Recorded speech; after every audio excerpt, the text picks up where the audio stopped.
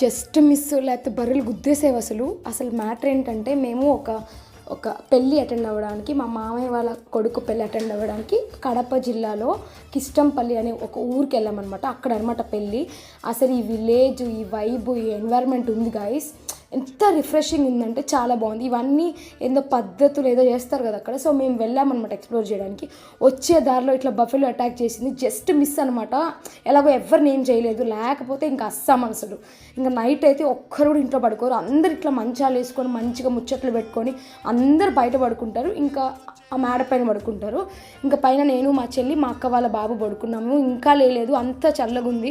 అసలు వ్యూ ఉంది guys, super అంటే సూపర్ ఉంది. అండ్ నాకు నచ్చింది ఏంటంటే ఇట్లా ఫ్రెష్గా ఎర్లీ మార్నింగ్ లేయగానే ఇట్లా మంచిగా పాలు పితికి మంచిగా అందరు మా రిలేటివ్సే, మా మమ్మీ సైడ్ రిలేటివ్స్ అనమాట, మంచిగా ఇన్వైట్ చేసుకున్నారు. ఉదయం లేయగానే బెడ్ కాఫీ కూడా ఇచ్చారనమాట. So cute.